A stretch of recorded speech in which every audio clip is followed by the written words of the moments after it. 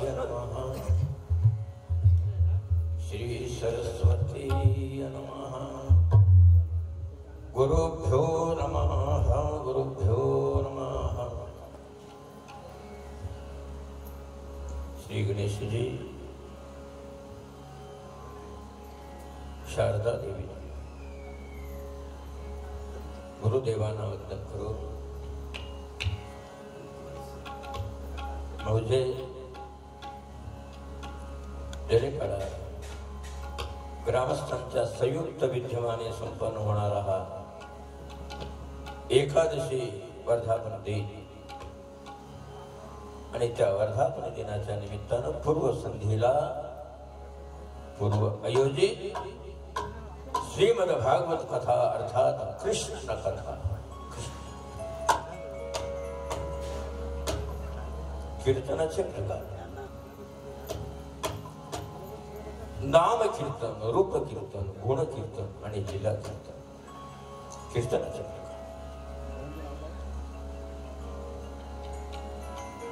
भगवान गोस्वामी तुलसीदास जी, भगवान गोस्वामी सुखदेव जी राम आणि कृष्ण या नामाची तुलना सांगतात। तुलना समान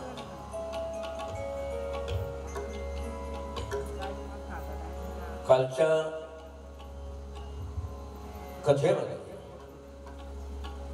निरूपण होताना वध भगवान परमात्म्याची दृष्ट काढली गेली। भगवान परमात्म्याला गोमूत्रेण स्नान, गोमूत्राने स्नान घातले। ज्या पुतणेच्या उद्धारासाठी परमात्मा ज्यावेळी त्या पुतणेचा देह अग्निसंस्कार ज्यावेळी त्या देहावर केले, त्याच वेळी त्या देहामधून सुगंध निर्माण झाला। स्पर्श केला होता भगवंतानं, स्पर्श केला होता कन्हैया, कन्हैयानं स्पर्श केल्यामुळं देहाला सुगंध सुटला, मोक्ष प्रदान केला। परमात्म्याच्या लीला सुरू झाल्या। कळा पुतणेचा वध, शक्तासूर कंसाचं नियोजन कोणत्याही स्थितीमध्ये, कोणत्याही परिस्थितीमध्ये त्याला ठार मारावं, वैऱ्याला मारावं या हेतून अनेक राक्षसांचं नियोजन होऊ लागलं। शक्तासुराला परमात्म्यानं शक्तासुराला सुद्धा थांबवलं, वध केला। तृणासूर गवताच्या रूपानं आला, तृणाच्या रूपानं इतरांना कळाला नाही, मात्र परमात्म्यानं त्या तृणासुराला ओळखलं आणि त्या तृणासुराचा वध केला।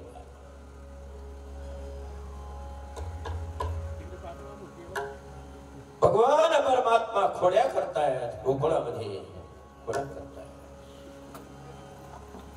परमात्म्यानं एक संघ निर्माण केला, एक मंडळ तयार केलं।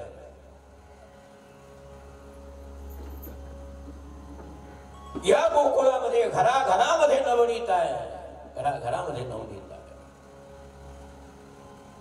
माझ्या गोपाळांनी, माझ्या सवंगाड्यांनी ते दही दूध लोणी खावं, धष्टपुष्ट। माझ्या गोपाळांना शारीरिक स्वास्थ्य प्राप्त व्हावं या हेतून परमात्मा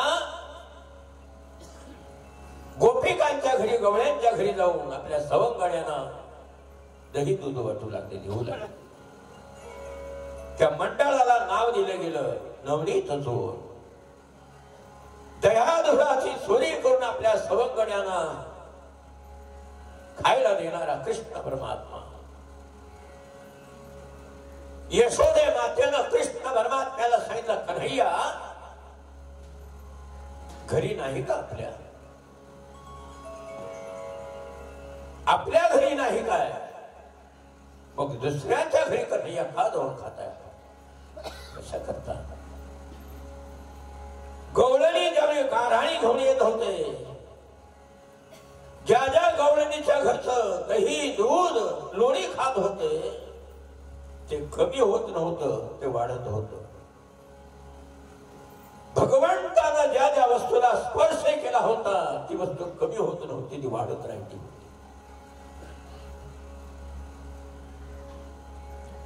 एक गवळण माधुरी यशोदेकडे आली,